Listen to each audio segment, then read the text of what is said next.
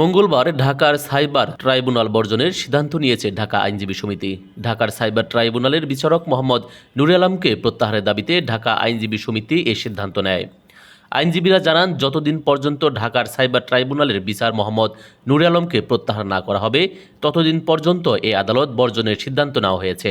Cyber ট্রাইব্যুনালে আমরা আইনজীবীরা আসলে উনি আমাদের আইনজীবীদের উচ্চ তাচ্ছিল্য তবে যেন তেন ব্যবহার করে। একজন আইনজীবীদের সাথে কীভাবে ব্যবহার করা দরকার উনি সেই জিনিসটা, সেই ম্যানারটা শিখে এসে জজ সাহেবগিরি করতে আসেন। এবং আমি দ্রুত এই বিচারক নুরে আলম সাহেবের আমি দ্রুত অপসারণ চাই। ওনাকে দ্রুতভাবে এই জজ সাহেব থেকে পদত্যাগ করা উচিত। এটা যদি কোর্ট যদি নিজেই করে থাকে তাহলে কোর্ট তার নিজস্ব ইথিক্স থেকে বাইরে চলে আসছে। সাক্ষী যারা বলেছে আমি একটু দেখবো, দেখার পরে এই ঘটনা আমি দেখার পরে আমি স্যারকে আবার মেনশন আমি করলাম যে স্যার আমার সাক্ষী তো এইভাবে হয় নাই।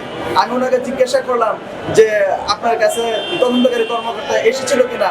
সাক্ষী স্পষ্টভাবে ওপেন আদালতে বললেন যে না আসে নাই, আপনি তো স্যার এটা লেখেন নাই স্যার। তখন স্যার আমার বললো যে এটা ডকুমেন্টারি বিষয়, এটা ডকুমেন্টারি বিষয়।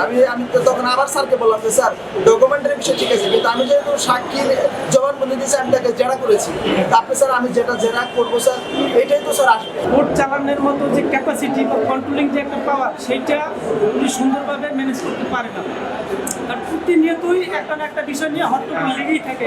সাধারণ আইনজীবীদের অভিযোগ, বিচারক নুরে আলম অনেকদিন ধরেই আইনজীবীদের সঙ্গে বিচারক সুলভ আচরণ করছেন না, তাই বাধ্য হয়ে এমন সিদ্ধান্ত।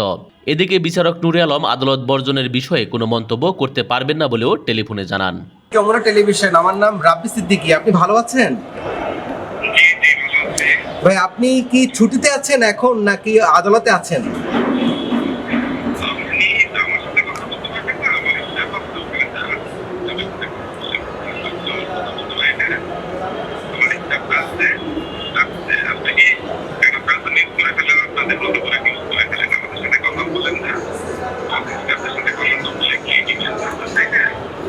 না, এই যে আন্দোলন করছে তো এই কারণে এটা আপনার বক্তব্য নেওয়া দরকার ছিল আর কি।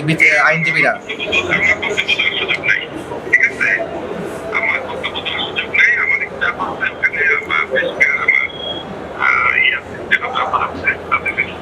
না, এই আন্দোলনটা যৌক্তিক কিনা, এই বর্জনটা যৌক্তিক কিনা আপনার কাছে কি মনে হয়? জি জি জি, ঠিক আছে নুরে আলম ভাই, আসসালামু আলাইকুম।